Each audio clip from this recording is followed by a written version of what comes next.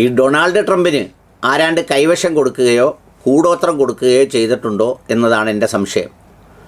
ഈ ഫ്രണ്ടൊന്ന് വരാൻ വേണ്ടി എത്രയോ ആഹ്ലാദിച്ചു, എത്രയോ സന്തോഷിച്ചു, എത്രയോ അതിൻ്റെ പേരിൽ അർമാദിച്ചു. നമ്മുടെ കാസയുടെ പേജിലൊക്കെ സാക്ഷാൽ ട്രംപ് വന്ന ദിവസങ്ങളിൽ കണ്ട ആ സന്തോഷവും അതിൻ്റെ ആഹ്ലാദവും ഒക്കെ ഒന്ന് വേറെ തന്നെയായിരുന്നു. അത്രമേൽ ഇഷ്ടത്തോടെയും സന്തോഷത്തോടെയുമാണ് സാക്ഷാൽ ട്രംപ് വന്നത് എല്ലാവരും ആഘോഷിച്ചത്. നമ്മുടെ ഫ്രണ്ടാണെന്നും ജോ ബൈഡൻ്റെ കൂട്ടല്ലെന്നും ഇനി കാണിച്ചു തരുമെന്നും ഇപ്പം കാണിച്ചു തരാമെന്നും ഒക്കെയാണ് പറഞ്ഞത്. പക്ഷേ അങ്ങനെ പ്രതീക്ഷിച്ചിരുന്നവരെയെല്ലാം നമ്മുടെ മീശ മാധവനിൽ കണി കാണിക്കുന്നത് പോലെ ട്രംപ് കണി കാണിച്ചുകൊണ്ടിരിക്കുകയാണ്. പാകിസ്ഥാനിലെ ലഷ്കർ ഇ തയ്യബയുടെ പരിശീലന ക്യാമ്പിൽ പങ്കെടുത്ത് കാശ്മീരി അക്രമങ്ങളുടെ ഭാഗമായ ഒരു ഭീകരനെ വൈറ്റ് ഹൗസ് അഡ്വൈസറി ബോർഡ് അംഗമാക്കി നിയമിച്ചത്രേ. അദ്ദേഹത്തിൻ്റെ പേര് ഇസ്മായിൽ റോയർ എന്നാണ്. മതസ്വാതന്ത്ര്യ കമ്മീഷൻ്റെ ഉപദേശക സമിതിയിലാണ് പുള്ളിയെ എടുത്തിരിക്കുന്നത്. ഇദ്ദേഹത്തിൻ്റെ പ്രധാനപ്പെട്ട ക്വാളിറ്റി 13 വർഷം ഈ പറയുന്നത് പോലെ ജയിലിൽ കിടന്ന ആളാണത്രേ. ഇദ്ദേഹത്തിനെതിരെ നിരവധിയായ കേസുകളുണ്ടെന്നും തോക്കുകളും സ്ഫോടക വസ്തുക്കളും ഒക്കെ ഉപയോഗിച്ചതിന് 20 വർഷം തടവിന് ശിക്ഷിച്ചുവെന്നും അതിൽ 13 വർഷത്തെ തടവിന് ശേഷമാണ് 2017 അദ്ദേഹം പുറത്തിറങ്ങിയതെന്നും ഒക്കെയാണ് പറയുന്നത്. ഏതായാലും അദ്ദേഹത്തെയാണ് നമ്മുടെ ട്രംപ് മതസ്വാതന്ത്ര്യ സമിതിയുടെ അഡ്വൈസറാക്കിയിരിക്കുന്നത്. എന്തോ പറയും നിങ്ങൾ പറ. ട്രംപും ജിഹാദിയായെന്ന് പറയുമോ? അതോ ഞാനൊക്കെ പണ്ട് പറയുന്ന പോലെ ഇയാൾക്കൊരു ബോധവും പൊക്കണവും ഒന്നുമില്ലാത്ത ആളാന്ന് പറയുമോ? പിന്നെ നിങ്ങളെല്ലാവരും കൂടി ഇത്രയും വലിയ ഒരുപാട് പൂജകൾ നടത്തി, അർച്ചന നടത്തി, പുഷ്പാർച്ചന നടത്തി എന്ന് വേണ്ട എല്ലാം നടത്തി കൊണ്ടുവന്ന ആളല്ലേ. എന്തായി കാണിക്കുന്നത്?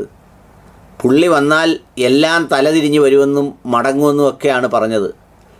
ഇപ്പോൾ പുള്ളി നടന്ന് പറയുന്നതൊക്കെ എന്താ? സൗദി അറേബ്യയിൽ ചെന്ന് മുഹമ്മദ് ബിൻ സൽമാനോട് ചോദിക്കുന്നു, എൻ്റെ ചക്കര ഉറങ്ങുമെന്ന്. ഇങ്ങനെ ഉറങ്ങാതിരിക്കുന്ന ഒരു ചക്കരയെ കണ്ടിട്ടില്ലെന്ന്. എന്നിട്ട് ഖത്തർ അമീറിൻ്റെ കൊട്ടാരത്തിൽ ചെന്നിട്ട് പറയുന്നു, അള്ളാഹുവേ എന്തോ ഈ കൊട്ടാരം, എന്തോ റബ്ബേ ഈ ഉണ്ടാക്കി വെച്ചേക്കുന്നതെന്ന്. ആരായി പറയുന്നത്? ട്രംപ്. എന്തൊക്കെയായി നടക്കുന്നത്?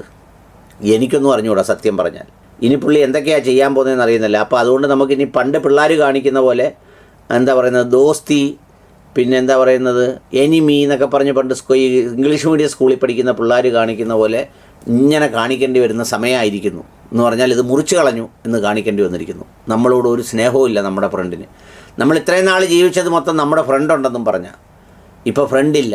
ഇപ്പം നമ്മൾ എവിടെ പോയി ആശ്രയിക്കുന്നതേ?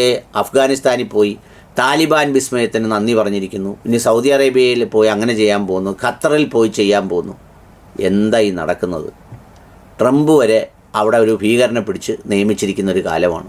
അപ്പോൾ അതുകൊണ്ട് ഇനി മേലാൽ ട്രംപിൻ്റെ എന്തെങ്കിലും മഹത്വം പറഞ്ഞുകൊണ്ട് ഈ വഴിയേ വന്നേക്കരുത്. ഞാനൊക്കെ പണ്ട് മുതൽ പറയുന്ന പോലെ ഈ ട്രംപ് എന്ന് പറയുന്നത് ഒരു വകതിരിവില്ലാത്തവനാണ് എന്ന് സമ്മതിക്കണം. കുറഞ്ഞ പക്ഷം അതിനെക്കുറിച്ച് കാസ ഒരു വീഡിയോ ചെയ്യണം. ഈ പറയുന്നത് പോലെ ഈ കെവിൻ പീറ്ററിൻ്റെ പേരിൽ വന്ന കേസിനെ കുറിച്ച് കാസ ഒന്നും മിണ്ടാതിരിക്കുന്നതിൽ അവരെ കുറ്റം പറയാനൊക്കില്ല. കാരണം അങ്ങനെ ആരെങ്കിലും ഇപ്പം ഞാനൊക്കെ ചെയ്തതുപോലെ എന്നെ സസ്പെൻഡ് ചെയ്തു എന്ന് പറഞ്ഞൊന്നും വീഡിയോ ചെയ്യുന്ന പോലെ കാസയ്ക്ക് ചെയ്യാനൊക്കില്ല. വ്യാജ ഒപ്പിട്ട് കാശെടുത്തിരിക്കുന്നതിനെക്കുറിച്ച് ഈ പറയുന്നവർ തന്നെയാണ്, കൂട്ടത്തിലുള്ളവർ തന്നെയാണ് കേസ് കൊടുത്തിരിക്കുന്നത്. വിധി പറഞ്ഞ ജഡ്ജും എനിക്ക് തോന്നുന്നു ഈ കാസയ്ക്കൊന്നും ഒരു ജിഹാദിയാണ് എന്നൊന്നും പറയാനൊക്കുന്ന ആളല്ല. അപ്പോൾ അതുകൊണ്ട് ഇതിലൊക്കെ മിണ്ടാതിരുന്നാലും ഇതിലൊന്നും മിണ്ടാതിരിക്കരുത് എന്നതാണ് എൻ്റെ ഒരു അഭിപ്രായം. എന്താണ് ഈ പുള്ളിക്ക് സംഭവിച്ചത്? വല്ല കൂടുപാത്രവും വിഷം കൊടുത്തതോ ആണെങ്കിൽ ആ വിഷം ഇറക്കാനുള്ള നടപടികൾ സ്വീകരിക്കണം എന്ന് വിനീതമായി അഭ്യർത്ഥിക്കുന്നു.